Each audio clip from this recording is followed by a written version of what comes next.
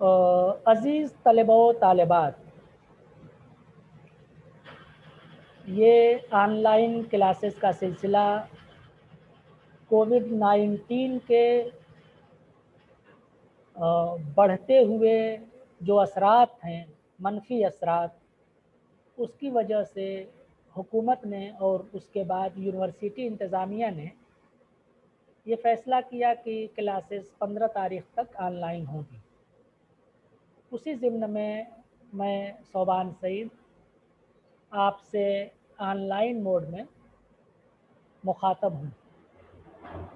یہ حکم بھی ہے کہ یہ جو لیکچر ہو رہا ہے یہ یوٹیوب پر اپلوڈ بھی ہو جائے گا، تاکہ جو لوگ اس بزم میں شامل نہیں ہو سکے ہیں، کسی وجہ سے نیٹ ورک کی پریشانی یا کوئی اور وجہ ہے، اس کلاس کا حصہ نہیں بن پائے ہیں، وہ بعد میں بھی اس سے فائدہ اٹھا سکیں اگر وہ ایسا محسوس کرتے ہیں تو۔ پچھلے سیمسٹر میں ہم لوگوں نے بہت ساری کلاسز آن لائن لی تھیں اور اس کا تجربہ ہم سب لوگوں کے پاس ہے، بولنے کا بھی اور سننے کا بھی، اور اپنے سوالات کو پیش کرنے کا، ان کا جواب حاصل کرنے کا، تبادلہ خیال کا، ڈسکشن کا۔ سب لوگوں نے کچھ نہ کچھ اس میں تجربہ حاصل کر لیا ہے۔ مجھے امید ہے کہ یہ نئی منزل بھی یا اس نئے چیلنج کو بھی ہم لوگ انشاءاللہ کامیابی کے ساتھ سر انجام دے سکیں گے۔ اس سیمسٹر میں جو پیپر ہمارے اور آپ کے درمیان ہے، جس میں آپ کے ساتھ گفتگو ہوگی، وہ پیپر اردو نظم کا ہے، اردو شاعری، بلکہ اردو نظم کہیے۔ جب عزیز طلبہ و طالبات، یہ بات آپ کو معلوم ہوگی کہ جب ہم لوگ نظم کا ذکر کرتے ہیں تو اس کو بہت موٹے طور پر دو معنوں میں استعمال کر لے جاتے ہیں۔ ایک اس کو نثر کے متضاد کے طور پر، یعنی نثر اور نظم، نظم کے کچھ شعرا اور نثر کے کچھ ادیب اور ادیبوں کے نام، اور جب ہم اس کو دوسرے معنی میں استعمال کرتے ہیں تو وہاں پر وہ ایک خاص صنف شاعری کی حیثیت سے، ہم اس کو سمجھتے ہیں اور جانتے ہیں۔ تو جو نظم کا یہ دوسرا مفہوم ہے، یعنی خاص صنف شاعری کے معنوں میں، تو یہ وہ پیپر رہے گا نا، یہ وہ پیپر رہے گا جس کو ہم لوگ نثر کے مقابلے میں نہیں، بلکہ غزل، قصیدہ، مرثیہ، مثنوی، جو شعری اصناف ہیں اور اس میں جو اردو نظم کا جو تصور ہے ان تمام نثری اصناف کے ساتھ، یہ اس معنی میں استعمال ہوا ہے یہاں پر۔ اسی سلسلے میں یہ بات بھی تھوڑا سا غور کر لینے کی ہے کہ زیادہ بہتر یہ ہوگا کہ ہم لوگ نثر اور نظم کا لفظ استعمال نہ کر کے نثر اور شاعری کا لفظ استعمال کریں، تو شاید یہ تسامح اور تو شاید یہ جو تشابہ ہے یہ ختم ہو جائے گا۔ شاعری ظاہر ہے کہ نثر کے متضاد کے طور پر، اور نظم کا لفظ غزل اور مرثیہ اور مثنوی کی طرح ایک صنف شعری کے طور پر استعمال میں آئیں گے۔ عزیز طلبہ و طالبات، یہ بات آپ کو یقیناً معلوم ہوگی کہ جتنے بھی شعری اور نثری اصناف ہیں، ان تمام کا ایک موضوعی اور ایک عروضی اور ایک موضوعاتی ان کی شناخت ہے، اور اس بنیاد پر ہم کسی بھی صنف کا تعین کرتے ہیں۔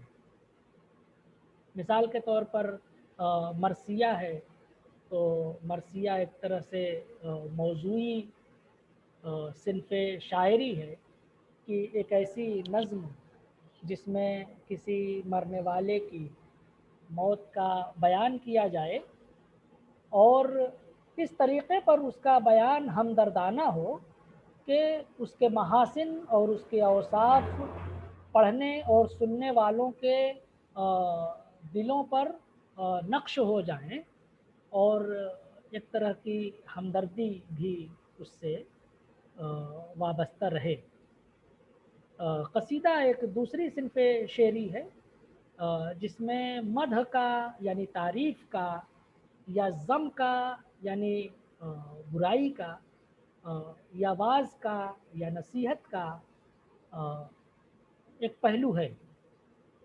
تو اس کی ایک عروضی حیثیت ہے۔ عروضی حیثیت جب ہم کہتے ہیں تو اس سے مراد یہ ہم لوگوں کو لینا چاہیے کہ اس کی ظاہری ساخت کا ایک ایسا نظام ہے جس کی بنیاد پر اس کی شناخت کی جاتی ہے۔ یہی صورتحال قطع کی بھی ہے نا۔ ربائی کی یہی صورتحال ہے کہ 3 مصرے مردف ہوں گے، مقفع ہوں گے، ان میں ردیف اور قافیہ آئے گا، اور باقی تیسرا مصرع اس میں ردیف اور قافیے کی ضرورت نہیں ہے، تو اس کے اوزان مقرر ہیں۔ تو اس طرح سے جب اوزان کی بات آ جائے گی تو وہ عروضی ہو جائے گا۔ تو اس طرح سے جو شعری اصناف ہیں ان کی شناخت کے کچھ طریقے ہیں۔ کئی بار موضوع اور مفہوم اور عنوان سے ان کا تعین ہوتا ہے۔ مثنوی ہر مصرے کا ہر شعر کا ردیف اور قافیہ الگ الگ ہوتا ہے، بعض میں ردیف نہیں ہوتی ہے، صرف قافیہ ہوتا ہے، تو دو مصروں کا جو جوڑا ہے جو مردف ہوتا ہے وہ آگے بڑھتا جاتا ہے اور ایک تسلسل کے ساتھ کہانی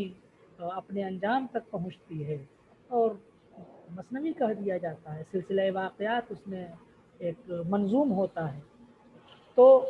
اس طرح سے اگر ہم نظم کی شناخت کرنے کی کوشش کریں تو نظم کا ایسا کوئی ضابطہ ہے نہیں، لیکن کچھ طریقے تو ہیں جن کی بنیاد پر ہم کسی شعری تخلیق کو نظم کہہ سکتے ہیں۔ تو مختصراً اگر ہم نظم کی تعریف کو سمجھنے کی کوشش کریں تو وہ اس حد تک ہے کہ نظم وہ شعری تخلیق ہے یا ایسی شعری تخلیق ہے جس میں کسی بات کو، کسی خیال کو اور کسی نقطے کو بیان کیا جائے نا۔ جس طرح سے افسانے میں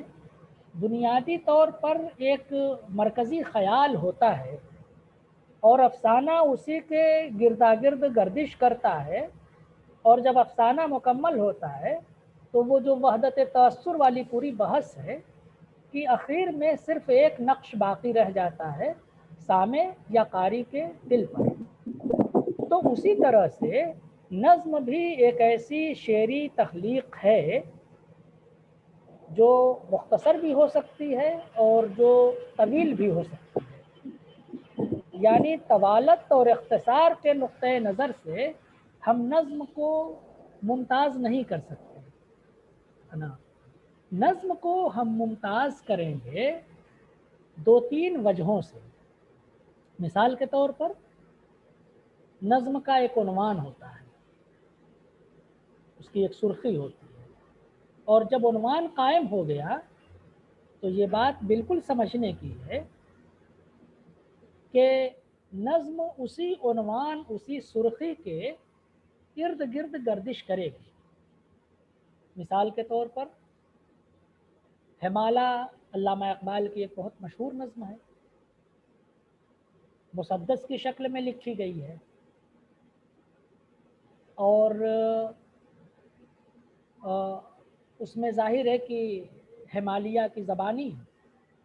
یا اس کے مختلف مناظر کا نقشہ کھینچا ہے اقبال نے۔ وہ ایک انگریزی نظم سے اس کا جو بنیادی یا جو مرکزی خیال ہے وہ ایک انگریزی نظم سے ماخوذ ہے۔ تو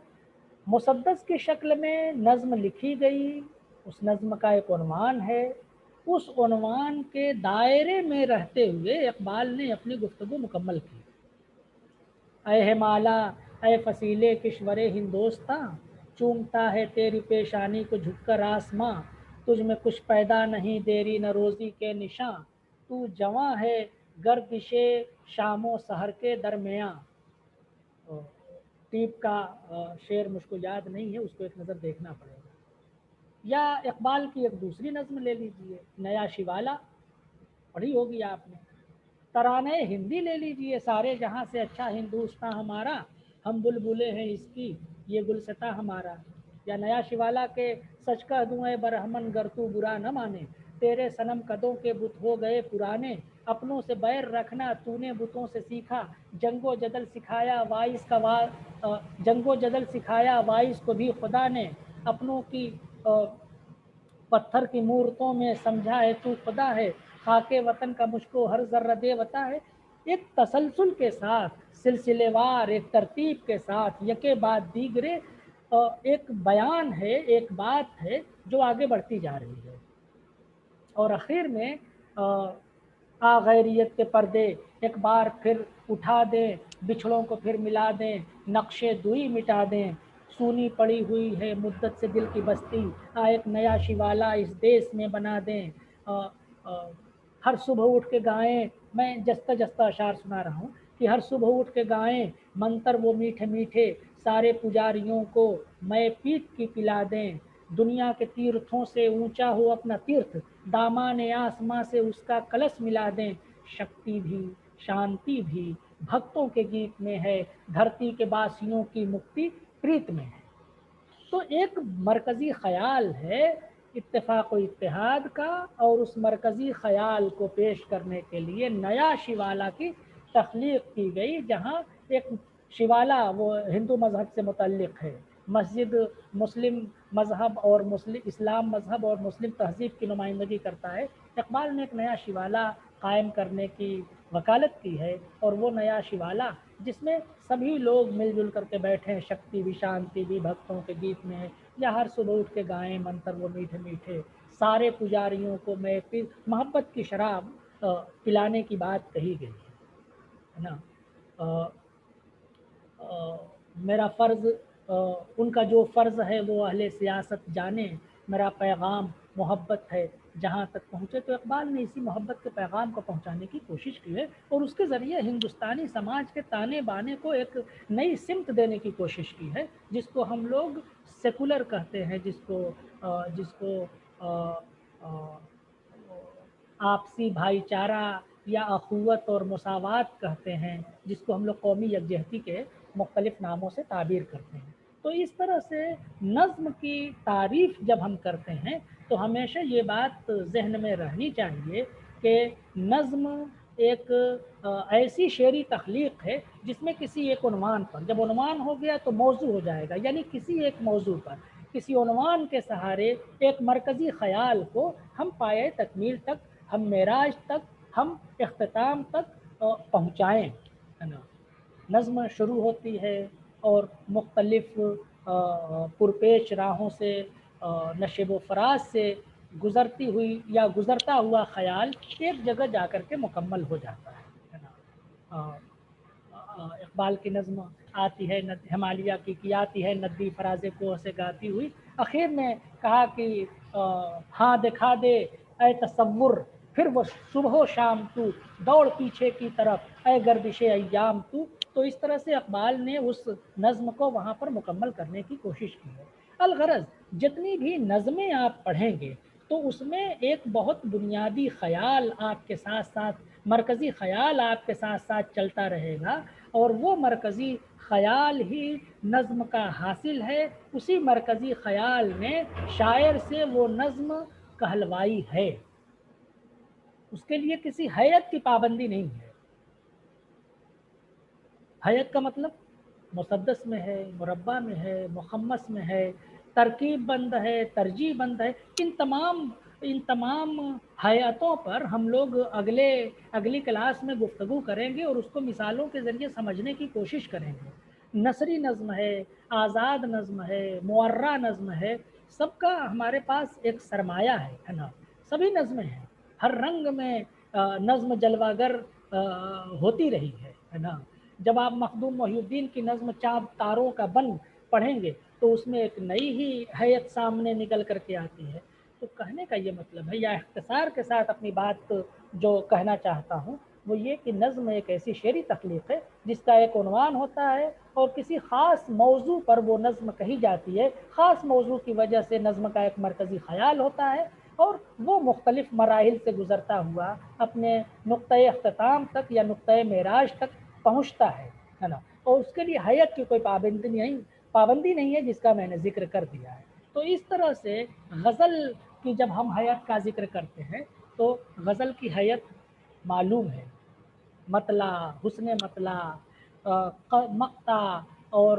مصرع ثانی کا ہم ردیف و ہم قافیہ ہونا، یا جب مرثیے کی بات ہوتی ہے تو مرثیے کے لیے بھی حیت کی کوئی قید نہیں ہے، لیکن یہ بات تقریباً ہمارے ذہنوں میں رچ بس سی گئی ہے کہ مرثیہ مسدس کی حیت میں بیشتر لکھے گئے ہیں۔ مرثیہ غالب ترکیب بند میں لکھا گیا ہے، کچھ مرثیے دوسری حیتوں میں لکھے گئے ہیں، تو وہ ایک الگ مسئلہ ہے نا۔ تو اسی طرح سے جس طرح مرثیہ کے لیے حیت کی پابندی نہیں ہے تو نظم کے لیے بھی حیت کی یعنی کسی ظاہری ڈھانچے کی پابندی نہیں ہے نا۔ تو اس طرح سے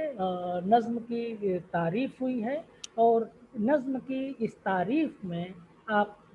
نظم کی اس تعریف کی روشنی میں ہم مختلف نظموں کا مطالعہ کریں گے اور سمجھنے کی کوشش کریں گے کہ کس طرح سے نظم کی یہ تعریف اپنی جگہ مکمل اور جامع و معنی کہی جا سکتی ہے۔ جوش کی ایک نظم ہے بدلی کا چاند، ان کی ایک نظم ہے شکست زندہ کا خواب، ان کی ایک نظم ہے جنگل کی شہزادی۔ تو اس میں جنگل کی شہزادی کا ذکر ہے، اس میں شکست زندہ کا خواب ہے کہ ہندوستانی کس طرح سے زنجیروں میں جکڑے ہوئے ہیں اور کس طرح سے وہ آزادی چاہتے ہیں، ہے نا۔ تو وہ مرکزی خیال وہی ہے۔ بعض نظمیں نظم بغیر عنوان کے عنوان سے بھی آپ لوگوں نے دیکھی ہوگی، پڑھی ہوگی، ہے نا۔ تو بغیر عنوان کے بھی یہ نظم کا ایک ٹائٹل کہا جا سکتا ہے، ٹھیک ہے نا۔ تو اس طرح سے میں اپنی یہ بات اس نوٹس کے ساتھ ختم کرتا ہوں، مکمل کرنا چاہتا ہوں کہ نظم ایک ایسی شعری تخلیق ہے جس کا ایک مرکزی خیال ہوتا ہے، ایک عنوان ہوتا ہے، اس کے لیے موضوع کی کوئی پابندی نہیں ہوتی ہے۔ جنگل کی شہزادی بھی ہے، آزادی بھی ہے، اور بہت سارے ایسے عناوین ہیں جو یادیں اختر الایمان کی ایک نظم ہے، ایک لڑکا اختر الایمان کی ایک نظم ہے، قبر اختر الایمان کی ایک نظم ہے۔ تو اس طرح سے اس کے عناوین کا یا اس کے موضوعات کا کوئی دائرہ مقید نہیں ہے، وہ ہر قسم کے دائرے سے اور ہر قسم کی قید سے آزاد ہے۔ نظم کسی بھی عنوان پر لکھی جا سکتی ہے، یہ شاعر کی تخلیقی صلاحیت پر منحصر ہے کہ اس نظم میں کس طرح سے ندرت اور کس طرح سے تخلیقیت یا اس میں کس طرح سے اچھوتاپن پیدا کر سکے۔ بہت بہت شکریہ۔